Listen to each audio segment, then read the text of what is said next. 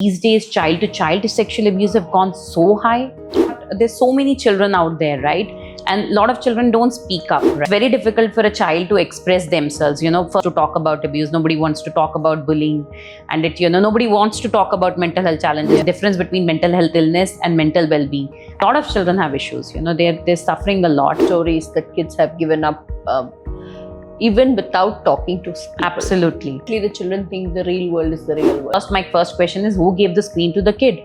Child is speaking to you, you should listen. Yes. School will do their job. You have to do your job. Yes. Yeah. Boys shouldn't cry. It's such a strong gender stereotype. Yeah. Boys shouldn't cry.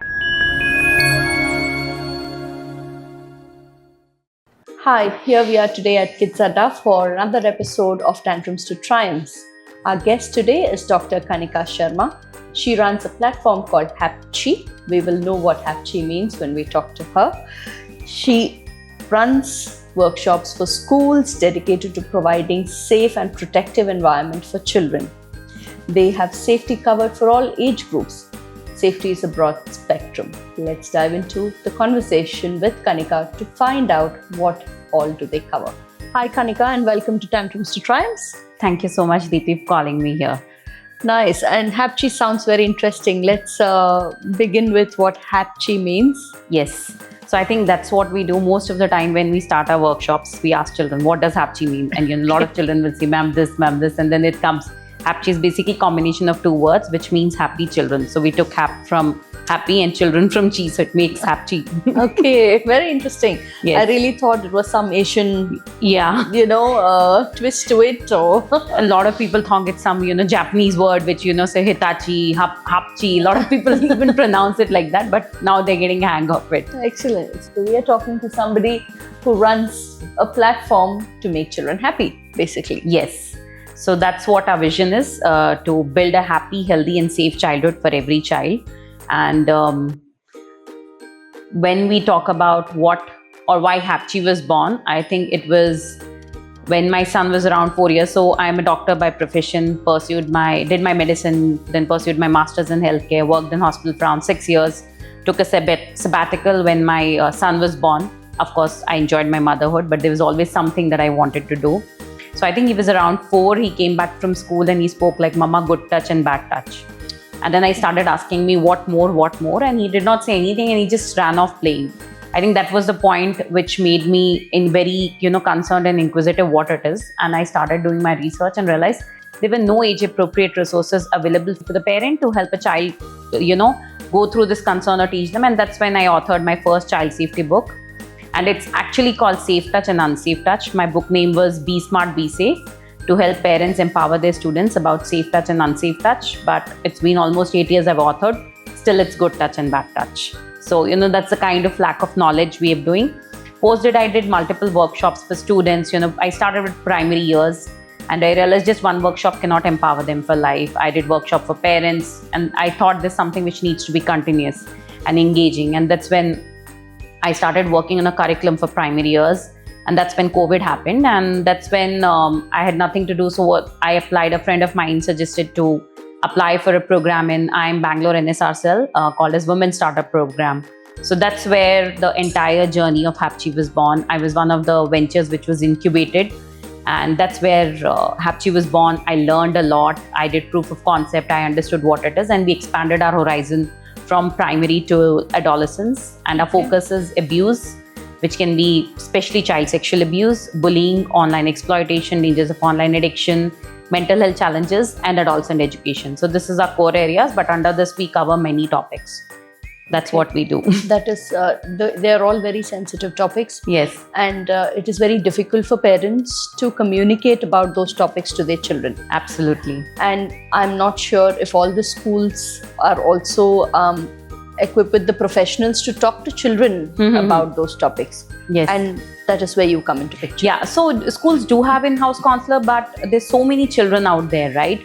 And a lot of children don't speak up, right? So we come from expertise. So our entire curriculum is created by a team of experts like child advocates, psychologists, educator, doctor who have been in this industry for a long. So that validates we re-innovate our curriculum every year. So, and all my trainers are counseling psychologists. They've been trained how to, take these workshops. along with just the workshops, we also do one interventions with the children when they approach us after the schools. And we also do identification of red flags through a lot of self-reflective activities in the class that helps us notice the children which you will never see or never speak about, and they would continue to suffer in silence, So, and I'm very happy that schools have become much more adaptive, in the span of 4 years from where I started with the zero school to we have touched upon 60 plus schools in the span of 4 years. Schools have become much more open, they have much more adaptive, and we give our best to the school, and we join hands with the school and work with them towards the betterment of the children. So that's what they want and that's what we want, and we become their expert partner for that. It's a wonderful cause. Like rightly you have mentioned, there is a gap. Yes. There, and you are aiming to fill that gap and educate both adults, parents and children. Yes. And make children comfortable to talk about it. Absolutely. Yeah. So it's very difficult for a child, you go and see an 8-year-old. It's very difficult for a child to express themselves. First of all, there's no proper awareness given. The parents are not aware enough to, understand what are the right red flags. How should I speak to my kid? So, it's a big, huge gap. The lack of awareness, all the topics are taboo that we cater to. Nobody wants to talk about abuse. Nobody wants to talk about bullying. And nobody wants to talk about mental health challenges. Yeah. The moment, a child says, I'm depressed, or, the parent will say, why, what is wrong with you? So still we live in that era where so much of awareness about mental health challenges are there, but they think it's only an adult problem. It's not a child problem. So a child can't undergo, mental health issues. So that's what, and there's a lot of, because today's generation is also exposed so much to on social media. Yeah. They also don't know what is right, what is wrong, because Correct. every reel you say, you see so many things. So we try to break that, get them the right information through the right source and telling them, like children say, oh ma'am, I'm depressed. Like they don't know what depression is, but since they've heard the terminology, even a 5th or a 6th grader, they speak these words because it's all out there. But then we go and break it down what depression is and what mental health is. So there's a difference between mental health illness and mental well-being, and we differentiate, and children understand, and then they can relate them, right? And if they understand there are red flags, they do reach out to the right people. So I think that breaking is very much important. It's just one topic, but when you get into this, so many things. We advocate about child helpline numbers, which is 1098. Nobody speaks about it. Not many children know about it. Although schools do teach, but there needs to be reinforcement. Yeah. So that's what we do. So you touched upon mental well-being and mental health. Yeah, mental illness and well-being. Yeah. Illness. So both are completely different spectrum. Can you give us a small gist about each of them? So I think mental well-being is something which we all have. It's, we all have mental well-being, but when it comes to mental illness, where, you talk about, it's something which can be diagnosed only by a medical professional. It's not something which we can self-diagnose. So children saying like anxiety, depression, all these are mental illnesses, and it cannot be self-diagnosed. There are your capacity to do your daily chores completely goes down, and you just you can't have a normal life, if you are suffering from a mental illness. So when children say, oh ma'am, I'm depressed, I said, can you get up? Can you eat? Can you come to school? Can you do your daily chores? Does it affect your daily life? And it's over a prolonged period of time. It's not, something which is very short-lived. A lot of time they get confused between sadness and depression. So we differentiate that also. Something that is prolonged and which affects their daily life. And that's when it's been diagnosed by a medical professional. That's depression. Otherwise, it's just, your mood swings or maybe, few ups and downs of life, which will affect them for a few days and they will bounce back out of it. Are there a lot of kids that you see nowadays that go through depression, anxiety? I think it's more of, I think they are a lot of children who are suffering. So there are many factors why a child is depressed. There is environmental factors, there is social factors, there's most important family factors. Majority of the time when we speak to the children, the case and the history is always from the family. It's not from the outside. Of course, outside is there, but anything that becomes prolonged is always the family. So, they come from a maybe separated parents, there's a strong case of emotional neglect. There is maybe, a history of abuse in the family. And, there is too much of embarrassment, too much of pressure on the kid that actually pushes them into a zone where they just feel they're not good enough, and that's when they get into that zone and they indulge in self-harm because they think they're not good enough. Constant comparison, which I feel for the parents you should never do with your parents, because it kinds of gets into the child's head and they feel they're not good enough. So if you want your child to be good enough, you have to tell them every day that you're good. That's what it has to go inside the child's head. It should not come that constant comparison among the relative. Look at that son, look at that child, even siblings, for instance.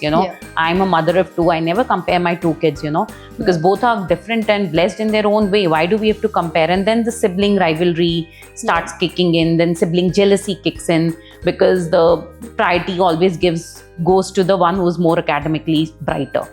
I think every kid is blessed in one way or the other. You just have to identify what that child's blessing is, or that strong strength is. It can't be maths all the time. It can't be academics. It can be art. It can be dance. It can be anything that they wish to. And that's what it should be. So many of us are doing jobs which we don't like just because it was enforced by people around us that you need to get a secure job. You're just doing it, but you're not giving you happiness. So I think the more a child identifies what they are good at from an early age on, they can actually excel in that thing, and they can be happy also at the same time. Yes. That's what parent needs to really know at this time. Yeah, and there are a lot of options nowadays. Yes. There are people who can help identify those strengths as well.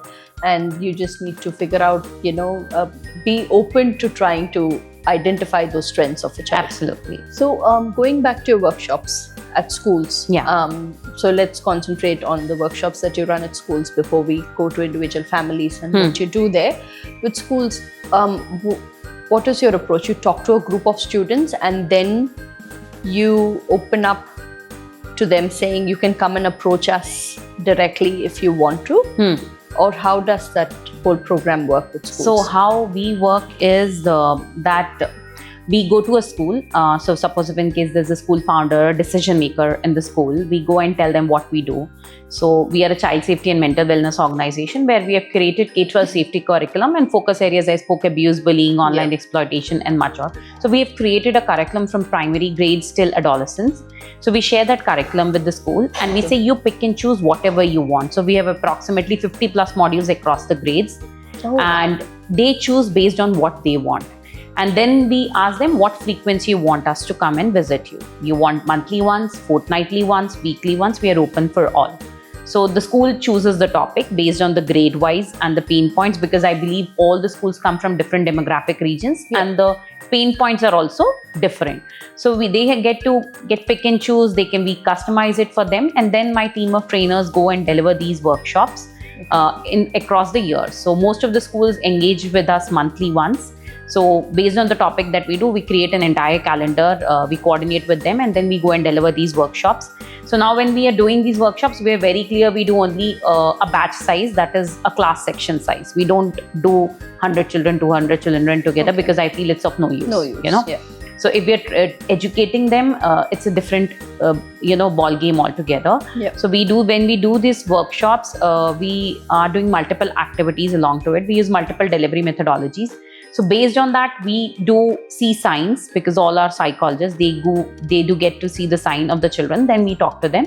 Few children, once we speak about the topic, discuss the topic, post the class, they only approach my team or me and say, ma'am, I have this issue, I want to talk. And a lot of children have issues, they're suffering a lot. And then what we do is then we coordinate with the in-house counseling team. And we say these are the cases, and then they follow it up. And then whenever we go every month, any need from our help, we do go ahead, be it talking to the parent, be it anything. So we go up to every extent to ensure that the child gets the help from, if not from us, from the right source. So if in case the child needs therapies, then we give them the right, we speak to the parent and we give them the right source that from where they can get the therapies from. Because therapies are also very expensive, not every parent. And if you Google it, you don't know whom to go for, So we have partnered with certain organizations who can provide therapies for students. We, refer them to those organizations or standalone people. They can take and, continue their therapies from them. Nice. And you follow up on these students? Yeah, we follow up on these children in every possible ways, but still I would say the acceptance rate is very low because therapies are expensive. Yes. And not every parent is willing to spend that much amount of money.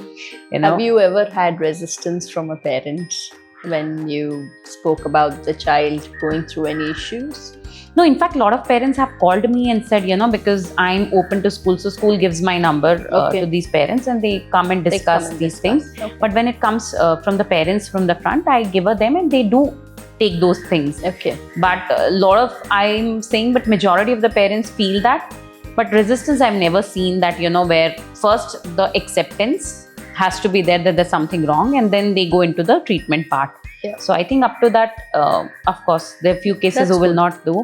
But when along with that, we also do parenting sessions and educator training. So in parenting sessions also, I see the parent turn up is very less. Schools really put so much of effort, asking the parents to come, but you can't tell a parent how to parent How to their kid, parent the kids, yeah. They know they're the best. So Yeah. they don't attend these workshops and, Okay. which they lose a lot of information. Yeah. But there are few schools they do attend, so I think it's a lot of time I feel that it's not the children, it's the parents who need the, training rather Session, than the yeah. children, because really today's parents need to learn a lot because it's not only about providing good school, good education, good food, all the, games and Luxuries, gadgets yeah. and luxuries. It's beyond luxury. It's about what they don't give to them. Most importantly is their quality time. Yeah. So whenever I do sessions, I always tell them, focus on quality time. It's their presence more than the presence. Focus on quality Yes, time with your right. children. That is the key. Yes, Like you said, parents don't realize it. they don't. They don't realize what they're not doing. Absolutely. So it's very important, and that's one great point that you brought up there. I also saw in your website create your own program option. Yes. How does that work? So as I said, it's up to be it a parent, be it a school. They get to choose the modules they want us to work on. Okay, so this is what you spoke about. Yes, Yeah, and okay. pick and choose from whatever we have. If in case you have specifications, we do create that also. And our entire curriculum is researched back. We do a thorough research on every topic, Okay. how to do it, what to do, what is right, what is wrong, what a child needs to know. So we are very particular about those things. Okay. And what is the age group of kids that you talk to? So we start from grade 1 to grade 12. We go grade 12. primary to Okay. adolescent, so entire thing.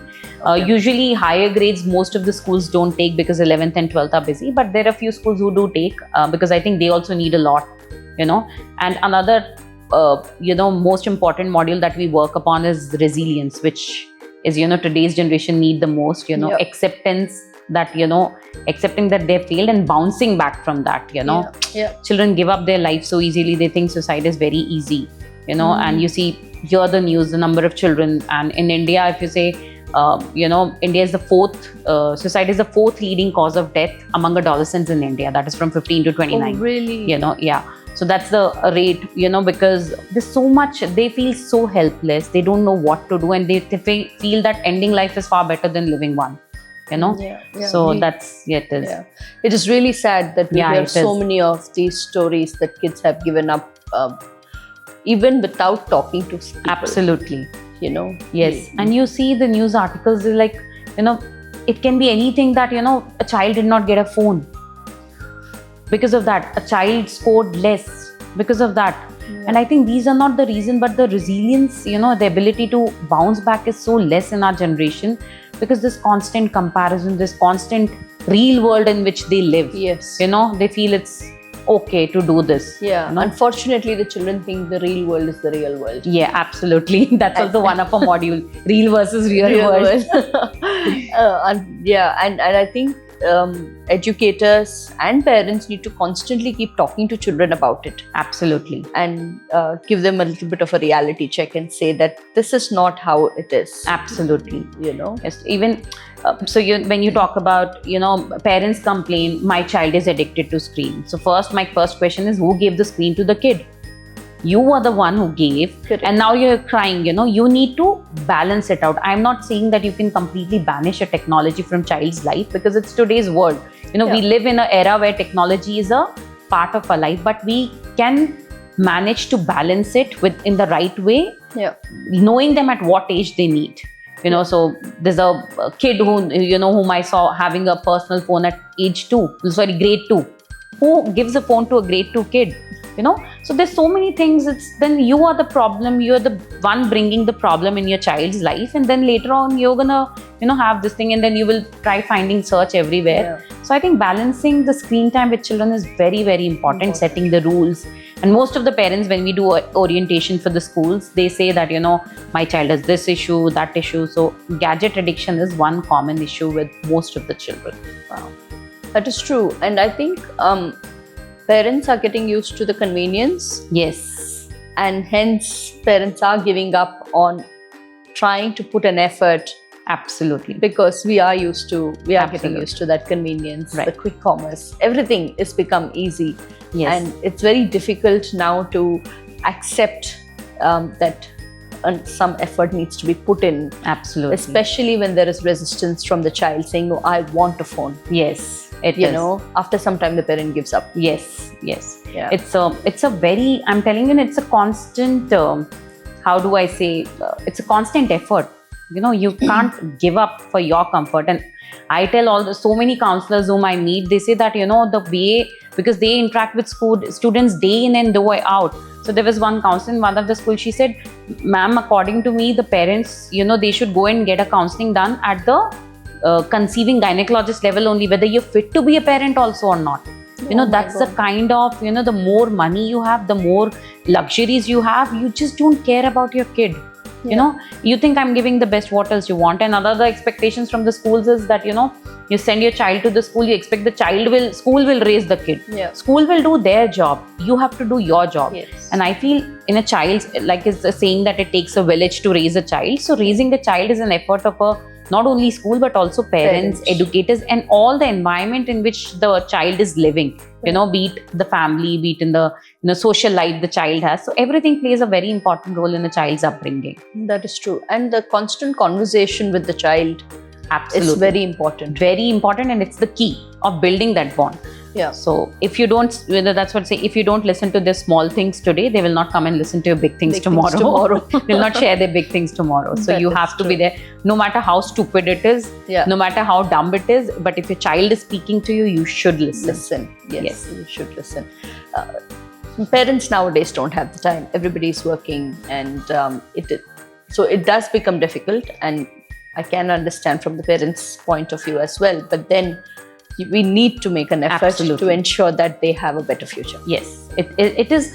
You are building a bond for you only. See, so now you are busy. I understand every parent is doing best. You know, I understand it's difficult for a parent also to manage because there's so much work stress. But it's not an option. Yeah. Somewhere parents, I think nowadays, are finding ways to compensate them not being around by replacing Yes. themselves with the gadgets Yes, or yes. luxuries and comforts. That is one. Second, also, I think parents who were not given all these luxuries when they were kids, they just want to go out there Yes. and say, okay, I didn't get a phone. Yeah. Right. I want my child to have it. Yes. Right? So there is multiple combination of things that are happening also in Yes. the parents' world that is Yes, driving yes. to this kind of situation. Yes, that's at true. the moment. But I think it's a choice you made. You know, you brought a kid into the world, so I think it's overall your responsibility to ensure that, you know, no matter how busy you are, how hard day you had. I'm not saying I'm a perfect mother, but whenever I know that, you know, one thing I ensure is every day mealtime I sit with them. Although I finish my meal by 6, but every day mealtime I sit with them just to spend time with them. Yeah. Because I know that's the only window we have. Correct. You know, so I think it's a constant efforts, and probably maybe you can call it mother's guilt also, but you know, because you want to know, because Yeah. I realize when I spend time with them, I get to know so many things about their day. Yeah. You know, because when they come back from school, I'm not there. Yeah. You know, and then once you come back, then what will they eat? It is not only about giving them the food, also understanding what happened in the school, what happened in the class, swimming class they go to, or in general Yeah. what happened. Yeah. You know, and that's what happens if you don't have time. Saturday, Sunday, they say, "Mama, we want to play," and where you're waiting for them to talk to you, they're like, "No, Mama, I want to play now." Yeah. So, you know, so everything is there, but I have emphasized an importance of spending quality time, why it matters, and not they talking about day. I do talk about my day as well, and I think they know more about my day than anybody else. Yep. How was your this, mama? How was your at? What topic you're teaching? Which grade you're teaching? Yeah. So they know everything about it, and I get to know so many things. So one day, my daughter, she's 8 years old. So I think we have so we live in a society. So one day my daughter, we were just talking about, what are the topics you have. So I think I was saying that I have to go and teach gender and sexuality to this grade tomorrow. And then I don't know from where something she said gay. And she's like, what is it? Then she's like, Mama, I don't know, but children do talk about. What is it? Okay. So if you don't spend time, you will never know. Correct. And then you get to know, Mama, there's so many kids who talk about these words. And I said, Coco, you're too, like my daughter's, I tell her, you're too young to understand. But when the time comes, I'll only tell you what it is. Yeah. I can't tell an 8-year-old what gay is, right? Yeah. But when the age comes, I will tell you. But you should not listen to these things. Yeah. So, understanding these things, and the problem is that knowledge will keep processing in their head. Yeah. And they will keep understanding, and that wrong word, one word which is not, nobody knows what it is. I think probably nobody in the society also knows in our society what gay is. It's just they have heard somewhere and they talk about love, marriages. Today's generation talk about so many things, Yeah, at a very young age. Yeah, very young age. young She's age. just like 8. I said, who talks at that age, about all this, So it is so, it's so astonishing. I was like surprised and shocked what to do. I don't know. So I think it's very important to have conversations, because you will never know what is going on in their side of world. Correct. And you get to know so many things. Absolutely. The kind of language children use in school, what abusive word, Yeah. what words are common in their age, where is it happening more, and then you can guide them the right way, that this is not the right way, this is wrong, even if it is, because exposure is everywhere. Correct. See, the triggers will be always around, and it's very easy for a child to adapt a negative habit than a positive habit. Mm-hmm. Being a mother, you will know, I think it's very easy. It's very easy. Yes. Yes. So that's why you have to talk to them, no matter, it's not, I'm saying it's not And even an it's- option. And I have figured, as a mother of 2 boys, Yeah. who See. don't want to express as much Yes, as we yes. girls or women want to do, I have to constantly prompt them. Yes. How was your day? Good. That's the answer. Okay, good. Then you build on the question. Okay, so what lessons did you have today? Which teacher came in today? Did something happen in the school? Did you eat something? So you just have to that is what I have learned, that I have to keep prompting them for them to say, okay, we are having a conversation. We are not giving a one-word answer and walking away. Yes. Yeah. So yes, I think that's very important. Especially another topic, as you said, boys are not being taught, oh, you're a boy, you shouldn't cry. It's so common. And because of which, boys, as they grow, they feel that, if they cry, they're weak. That's a very big mentality, or that's a very big myth that children have, and it really needs to break, because boys are absolutely fine crying. So we tell that crying is an emotion which should be expressed. Yeah. And it's not that something you should not feel ashamed about. It's always it's associated with ashamed and guilty, like you're not strong enough. Yeah. Boys shouldn't cry, it's such a strong gender stereotype. Boys shouldn't cry, boys should not wear pink. All these gender stereotypes so much are there. So you don't know what to break do. it up. Yeah, you have to, and as a child, so I tell my son, that it's okay to cry, but that doesn't mean you will keep crying for every small thing. Expressing yourself is very important, but it doesn't make you weak. It just makes you strong enough to express what you're going through, and they're not bottling up their emotions. Correct. The day it gets filled, it will just explode. Yeah. That is true. Yeah. That is such an important topic that you've touched. The boys, everybody needs to be able to express Absolutely. their emotions, especially children. The parents need to create that environment for the children to become comfortable expressing their emotions, whether Yes. it's happiness, sadness, whatever it is that Absolutely. they're going through. And the parents need to listen to it, and without judging them. Absolutely. The judgment should never be there. Judgment, comparison, and even passing comments.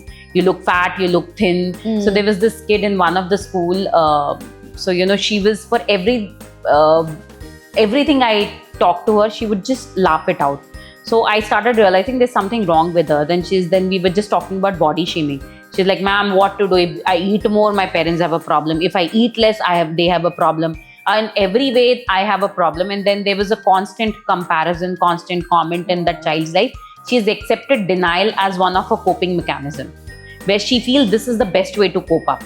Oh. So unless you don't dig deeper into it, unless you don't understand that reason, the child will keep accepting this, keep adapting to this behavior, and it's going to affect her adulthood at all. Yeah. Lot, And it then is one day very she will break down. important to identify that. Absolutely. The institutions and Yes, the parents yes. need to have find a way to identify such things, and it's tough. Yes, It is it's very very tough. tough because a lot of children don't open up. They will keep it to themselves, and Yeah. it's very difficult for them to open up or feel. Maybe just a child is absolutely fine laughing in the class. You will never know what she's going through or he's Yeah. going through unless you make them do certain exercises or activities, and then that's where their reflection comes in. And then you identify, and then you talk to them one on one. Yeah. If you are open, if you are not open, okay to discuss. Yeah. And unfortunately, there are a lot of times incidents have happened where the cause is the family. When it's the family, it becomes completely, beyond our hand, beyond the school's hand to help the kid, and home environment we can't control. Correct. That's where we feel we so sorry that, we can't help the kid. So we try to help the kid to focus on the things she can control and things they can't control. So that's how our approach changes. And then we do a regular intervention. We give them basic interventions, what they can, but still it's a little hard, Hard. when the environment is only like It's that, only like You're also a POXO trainer. Yes, I am. Tell us a little bit about, POXO. POXO, yes. So POXO is basically protection of children against sexual offense. It was an act which was passed in 2012, and it is the only law in the country which is gender neutral. So there is special codes for this POXOs, and the way you take the statement of the child is also in a very child-friendly manner, and it covers different kinds of assault for a child. It can be sexual assault, penetrative, non-penetrative, pornography. And as per POXO, anybody who comes across a child sexual abuse case or even know that intention as doing thing, they are supposed to report it to the respective authorities. Okay. Yeah. So again, POXO has been passed by schools, but 95% of the time the abuser is somebody they know, not a stranger. So we teach our children about stranger danger, but the abuser is right inside the house. It can be uncle, aunt. These days, child-to-child sexual abuse have gone so high. Oh, really? Yes, it has gone very high because the teenagers are exposed to pornography and everything at a very early age, and they find the younger cousins very easy access to, and the younger children can be very easily manipulated, scared and threatened, or can be manipulated with just a chocolate, right? Yeah. And they will not know what is going on. And for them, it's family, right? Absolutely. So, and it's such a big thing that is happening. So, that's why you should never, I tell the parents, you should never trust your child with anyone unless you're 100% sure. So when we teach children also about trusted adults, most of the time the focus is parent, mother and the father. Then comes the grandparents and then the teacher at school. But still, no matter what happens, you have to go and report to your parent. So this is very thing. And then we emphasize on child helpline number also, 1098. But I was just talking to we came across one case where there was a child asked a question in one of our sessions where we were talking about POXO. Ma'am, what if the child is abusing another child? They're involved consensually. Then what should happen? And then we also didn't have answer because we don't interact with such cases. Yeah. So I called up an NGO person, and she mentioned that even if it differs from case to case, Okay. because a lot of time what happens is the child, maybe the girl is involved consensually in front of the parents, she'll say I'm not. Then the child will disclose abuse. If in case, for instance, there's a sexual abuse, the child discloses I'm being abused. The moment it goes to family, you convince, and the family will say come to the police station, and they say no. They will directly say no. So even the police station at police, they'll say we are helpless, we can't file an FIR unless you file a complaint against that perpetrator. And she was telling me that so many families have broken only because one of the parents stood for the child, and because it's a family, the abuser is in the family, they choose to leave the child and the person who's taking, mostly it's the mother, and then they live in the struggle. They are filing cases, they are fighting the case, and the main perpetrator is walking freely in this Open thing. society. Yeah. So even POCSO is very good law passed by Government of India, but it's in us. You need a lot of courage to face this kind of challenges, to fight for it. And unfortunately, our system is it's a very long process, and people take 18 years, 17 years just to get By then the child has become an adult. Yeah, And absolutely. the trauma is just building. Yes, the trauma is, and that will affect her entire life. That will never go. Okay. And the triggers, any incidents happen, it will flare up. It is very difficult even for parents to talk about it, Yes. let alone a child. Right? Yes. One is acceptance that this has happened with my child, and two is trying to convince the family also Yes. that we need to support the child and trust what he or she is saying and escalate this to the authorities. Most of the time, I think the biggest time consuming factor is the family coming in terms Yes. with each other. Is Right. that right? Yes. The first thing is disclosing abuse. A child has to take a lot of courage to disclose abuse, because now I will say why it is called, why it shouldn't be called as bad touch, because it's always associated. Bad means you have done something wrong. So anything, the Okay. moment you say bad touch means they think they are wrong. It's not the other person wrong. That's why I always say safe and unsafe. It Okay. makes so that embarrassment, guilt, self-blame factor goes off the moment that thing happens. And disclosing is because a lot of time children will say that, parents will say, oh no, they will not believe in them. Yeah. And why will a child lie about such big things? Exactly. Exactly. Why it takes the courage to them. Acceptance is, speaking about it is such a big thing. But, Yeah. Wow. there's so many things we can't do anything about it. I know. Sometimes certain cases and incidents gives me chills, but then, and that it makes it much more harder for me that, we are helpless, because we're bound. It's a minor. We can't do anything, we're bound by the law, by the government. We can't do anything. And then he's not your kid, but no matter how badly you want to help the kid, you can't. There's only Yes. so much you can do. Only so much you can do. Yeah.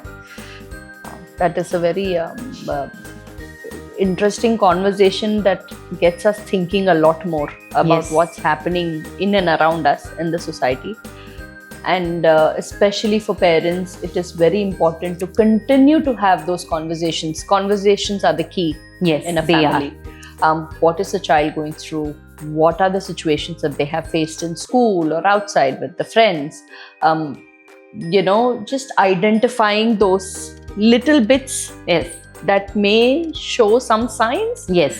is a responsibility. Of course, even if a child is going to school and talking to the teacher, ultimately the responsibility Has to come from the parents. Yes. So that's why my key to all the parents that I tell them is,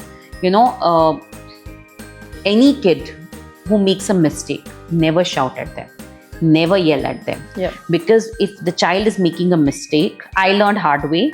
So if a child has made a mistake, he comes to you, admits it, you scold, he will never come again. Because he knows the reaction. So I said, no matter how upset you are, how angry you are, you need to stay calm and say, don't worry, I'm there. Yeah. You need to be their safe space. If you can't be, then they will go to the wrong people.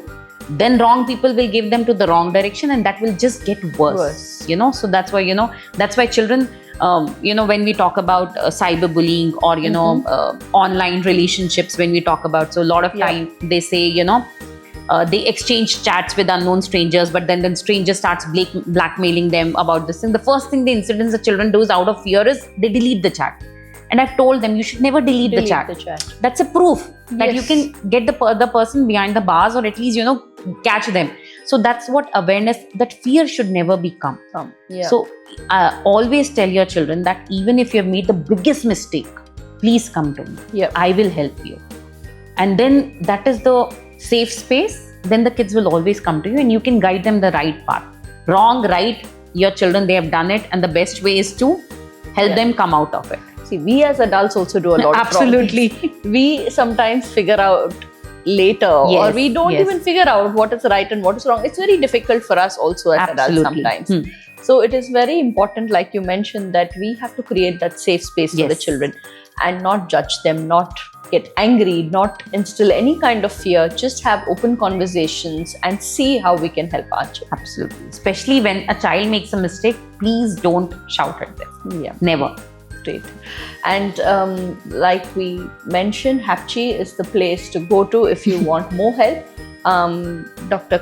Kanika will be there and her trainers. Yes. She's got a lot of professionals. She is in touch with a lot of therapists. They have programs to discuss with you and figure out what you need, and they will help you find the right path. Absolutely. Yeah. And all the links to HAPCHI will be available on our description of the podcast. Thank you very much. Thank you. Have a good day.